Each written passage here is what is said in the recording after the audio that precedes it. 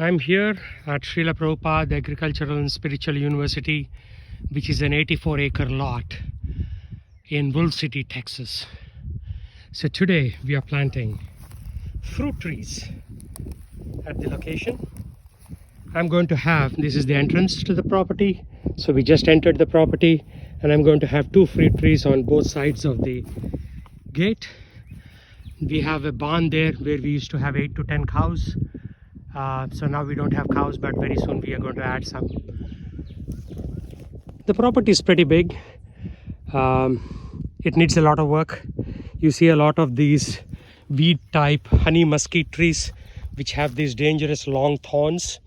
So we need to get rid of them using a chemical fertilizer, not fertilizer, but a chemical insecticide or pesticide kind of chemical called Sendoro, made by Dow Chemical, that supposedly kills these honey mesquites. Even if you burn them or cut them, they grow pretty rapidly back up.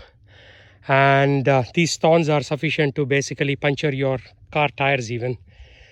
So we want to get rid of them, have some fruit trees.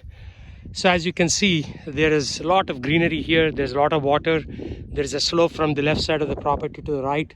So we are thinking of having some ponds constructed here, or rather dug, so that we can store water for the cows as well as for the agriculture that comes up.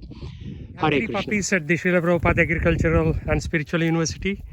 Hare Krishna, Hare Krishna, Krishna Krishna, Hare Hare, Hare Rama, Hare Rama, Rama Rama, Hare Hare, Hare Krishna, Hare Krishna, Krishna Krishna, Hare Hare, Hare Rama, Hare Rama, Rama Rama, Hare Hare, Hare Krishna, Hare Krishna, Krishna Krishna, Hare Hare, Hare Rama, Hare Rama, Rama Rama, Hare Hare. You can see the previous cows produced a lot of manure in this little barn here.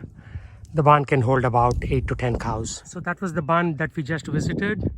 And till the far off tree line, that's where the property line ends. So it's a pretty big piece of property. It's just that we need to now cut out the trees, finish the grading, dig ponds, and then we are ready for left of the barn. There is a lot of flat land that is suited for agriculture. The only challenge is water goes downhill, so water will be on the other side when it rains. So we have to figure out how to get that water up here.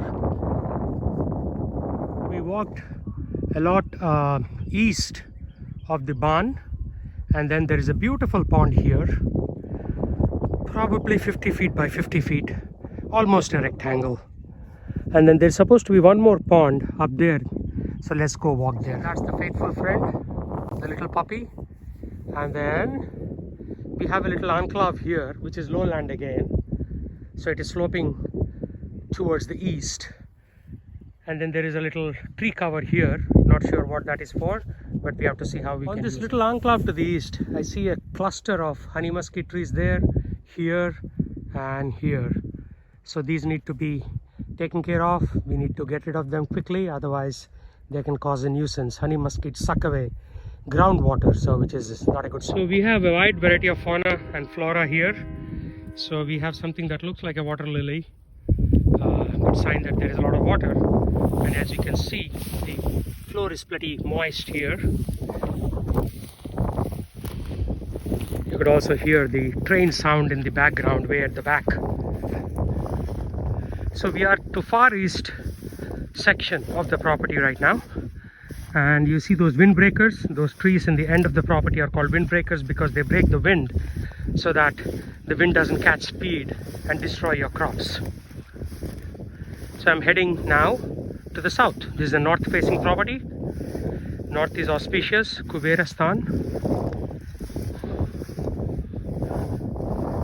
As I'm heading south, the land slopes upwards, which means I need to climb. And there is a tiny little pond here as well. So there is a good source of water for any kind of agriculture if we dig these ponds up and make them into something meaningful, something larger.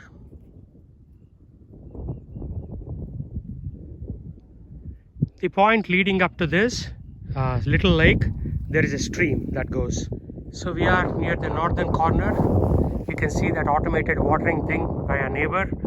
Neighbor grows good amount of corn. So it's a blessing to have this place because the neighbor is able to grow grains. We have turned back and now we are heading north again from the southern corner, southeast corner.